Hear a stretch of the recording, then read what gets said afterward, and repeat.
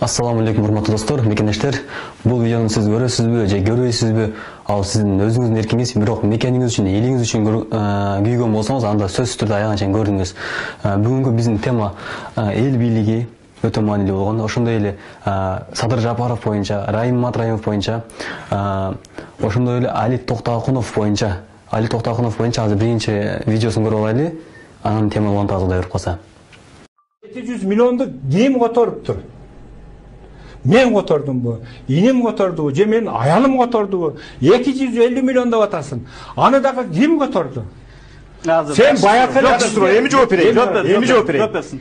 Мен программада 700 миллион кайдагы акчалар деп суроо койдум. Бул Матраимовдардыкы деген жокмун. Бүтүм чыгарган. Бирок эч кандай бүтүм жок. Программаны жакшылап көрүңүз. Жо, башынан эле ошондой. Достор, өзүңүздөр көрдүңүздөр да Али Токтогунов боюнча видеону. Бирок бул темага кийин жери кайтабыз, Кудай буйруп калса. Азыркы учурда эң маанилүү болуп турган бул Кыргызстанда эл бийлиги. Ошондой эле экинчи бийлик бул Ажоонун башкаруусу, мындай айтканда президент Садыр Жапаров боюнча, мындай айткандачы. Мынакей, СЖ деп коюн, түшүнүктүү болуш үчүн. Анан Кыргызстанда өтө маанилүү болгон, Кыргызстанда азыр эң күчкө ээ болгон бул массалык маалымат берүүчү булактар, мындай айтканда средства массовой информации. Орусча айтканда СМИ, кыргызча айтканда массалык маалымат булактары. Же жалпыга маалымат берүүчү каражаттар. Достор, азыркы учурда массалык маалыматтар булактары өтө чоң жана зор күчкө ээ. Муну Кыргызстанда биз эл колдонбой эле, муну бул жакта коррупционерлер, мына коррупционер деп коелу, түшүнөсүңөр да. И байларына. Ушу байлар колдонуп жатат азыр СМИничи. СМИ деген бул эмне? СМИ буларга ким кирет? Буларга мына өзүңүздөр көргөндөй Азаттык, эң алгачкы Азаттык да. Азаттык, Хлоп, анан кийин Тикенек деген кабар нелер бар, сайттарчы. Атайын Кыргызстанга неме көрсөтөт да булар. Казушулар. Бул СМИге кирген каналдар, мынабу бирине байланыш. Мына байларга иштелет, мына коррупционерлергечи. Азыр мындай болуп турат. Ошондой эле Райым Матраимов калбайт. Райым Матраимов боюнча эң актуалдуу тема. Мына Райым Матраимов. Түшүнүңөр да мына. Азыр эми чекинен түшүндүрүп берем. Эң күчтүү, эң зор, эң күчтүү бийликке ээ болгон бул эл бийлиги. Биз да мындай айтканда. Анан биз эл бийлиги азыркы учурда 80% Садыр Жапаровду колдоп, биз муну президентке чыгардык. Бирок өтө акылдуу айтып коеюн.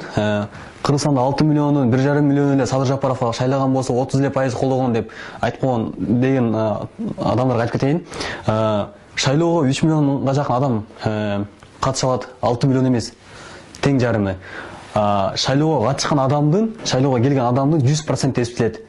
Жанагы үйүнө төшөгүн көтөрбөй үйдө жаткан адамдар, шайлоого барбаган адамдарчы, алар значит көпчүлүк менен разы болгонун өзүн билдирип жатпайбы?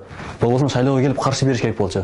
Ошол себеп шайлоого келбеген адамдар башка көпчүлүк менен разымын деген сөз. Ошон үчүн Кыргызстанда азыр Садыр Жапаровду 80% кыргыз жараны колдоп атат. Садыр Жапаровдун бийлиги кимде бийлик болсо ошондо сөзсүз душман болот. Биз биринчиден эски закон менен, эски мыйзам менен конституция өзгөрүлө элек. Ошондой эле bizde унутуп калыптым да, парламенттик бийлик дайчы. Парламенттик бийлик бизде, туугандар.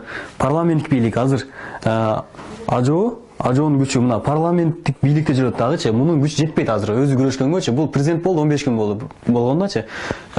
Президент болуш менен Ак үйгө келип туруп эле бир мындай айтканда болотого кирип калды. Ак үйгө эмес, азыр Дом пресс иштейт азыр. Ак үйдө эмес. Ошон үчүн достор, бул жерде баардыгы бирине байланыштуу турат да. Эң алгачкы айтып берейин. Райым Матраимов боюнча. Райым Матраимов 700 миллион доллар урдап кетти, анан кийин канча акча алып чыгып кетти деп айтат да адамдарчы. Эч ким далилдей албайт аны. Али Тоқтақұлов да өзі дағы айтты, 700 миллион долларды Матраимовтікі деп айтқан жоқпын деп. Бүгін Райым Матраимов коррупционер дады. Райым Матраимовтан Өмірбек Бабанов 3 есе бай, Алмазбек Атамбаев 5 есе бай. Қуанышбек Жұмалиев деген адам қанша 10 есе бай болуш керек. Неге анда ошолорду айтпайт? Али Тоқтақұлов сизге, менің сизге айтарым, сиз бир жақтарды эле карабай, башка байларды да карабайсызбы? Керек болсочу, мына Райым Матраимовду актабайм, бирок пандемия убакта Райым Матраимовдун фонду бар болчу, элдерге жардам берип жүргөн. Ошточу? Спортсмендерге жардам берип канчалаған залдар ачып берди. Райым Матраимов ачып берген ошончу. Коррупционер болсо, өз жазасына 2 миллиард сомго чейин акча төлөдү. Ким төлөттү? СМИ, мына средства массовой информации бир мындай кумурскадан бир чоң пир кылып берди да. Фактылар жок эле, силер калп эле чыгып эле Райым Матраимов камабайсыңарбы Өмүрбек Бабановду? Кубаныч Жумалиевди аркасынан чукпайсыңарбы? Сымыл Шапикеев айтып ошо безилеп калып кетти. Эмне себептен? Кыргызстанда бир тараптуу эле мындай көрүнүш. Неге эки тараптуу көрсөтпөйт? Садыр Жапаров мына президентке эми келди. Достор, мындай болду азырчы. Средства массовой информации бул коррупционерлерге мына коррупционер бул байлар азыр. Биз президенттик режимге өтсөк, Садыр Жапаров буларды уже бууп кыйнап баштайт да. А булар акылдуу экен, коррупционерлер мына средства массовой бул азаттыкты адам кылып туруп, Райым Матраимовду кылыч кылып алышкандагы Садыр Жапаровго каршы чабып атат да, мындай айткандачы. Шекеден бирден алып барып берем. Райым Матраимов немесине бирден алып барып берем. Факт боюнча иш жок, аны камалбайсың. Бирок камалат деген Кудай берсе камалат. Муну иши бүтөлек дагычы. Ушундай байлар азыр өтө умный иштеп алышканда, мына азаттыкты кармап алышкан. Азаттык акча сатылган да буларгачы. Эл үчүн ойлобойт, булар өзүнө ойлоп жүрөт азырчы. Али Токтокулов немесе эң чоң главарычы. Райым Матраимовду кылыч кылып туруп, мынага биздин Садыр Жапаровго азыр атака кылып атат да. Туугандар, буга алданбагыла. Бул жалган мындай бизди жөн эле биздин көзүбүздү булуп атат. Башка байлар аз качып Кыргызстандан чыгып кетет ошочу. Булар өздөрү бүт байлы немелерди, бийликтер өзүнүн колуна алып атат. Ошон үчүн достор алданбаш керек. Бүт барын мындай аналогичный караш керек да.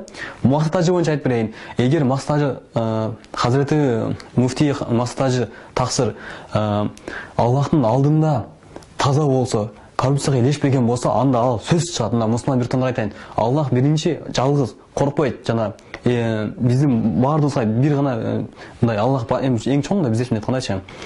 Аллахтын алдында таза болсо, сөз чыгат Кудай берип калса. Ал нерсени кыжат болбогула. Подстава кылса деле же башка кылса деле Аллах жардам берет. Ал Кудайдан корккон адам, ал бир Кудайдан корком, жана Кудайга ишенем деген адам. Кантип чыгат Кудай берип калсачы?